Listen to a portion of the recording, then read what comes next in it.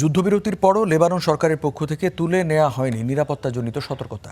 কারণ কার্যকরের শুরুতেই শর্ত লঙ্ঘন করে নতুন করে হামলা চালিয়েছে ইসরায়েল। বৈরুত থেকে সেখানকার খবর জানিয়েছেন সহকর্মী সাংবাদিক জোবায়ের আহমেদ।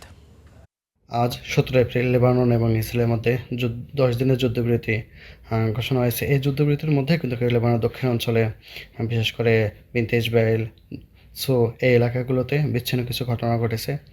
এই স্থানীয় গণমাধ্যম সেটি জানিয়েছে। তবে কিছুটা স্বস্তির নিঃশ্বাস ফেলতেছে স্থানীয় নাগরিক ও প্রবাসী বাংলাদেশিরা, যেহেতু এই যুদ্ধবিরতির কারণে অনেকটাই হামলা বন্ধ হবে।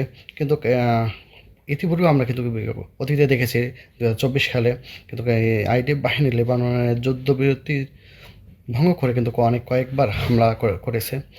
এটি কিন্তু একটু আশঙ্কা থেকে যাচ্ছে যে এই যুদ্ধবিরতিটা কার্যকর হবে কিনা, ইসরায়েল যুদ্ধ থামবে কিনা, এটি কিন্তু একটু আশঙ্কার মধ্যে রয়েছে। তবে লেবানন দক্ষিণ অঞ্চলে কিন্তু এখনও আইডিএফ বাহিনী অবস্থান করতেছে। হিজবুল্লাহ যেটি বলতেছে যে লেবাননের যে সার্বভৌমত্ব রয়েছে, সার্বভৌমত্বের মধ্যে অন্য কোনো বাহিনী যেন না থাকতে পারে, এটি তারা জানিয়েছে। তো তারা সর্বক্ষণিক প্রস্তুত রয়েছে, যদি আইডিএফ বাহিনী হামলা চালায় তাহলে তারা পূর্ণ হামলা চালাবে, এমনটাই তারা জানিয়েছে। বাংলাদেশ দূতাবাস থেকে প্রবাসীদের জন্য যেটা জানানো হয়েছে যে নির্দেশনা দেওয়া হয়েছে, তারা এখনই লেবানন দক্ষিণ অঞ্চলে নিজেদের কর্মস্থলে ফিরে না যায়, যেহেতু এখনও কিন্তু একটু উত্তেজনা বিরাজমান করতেছে।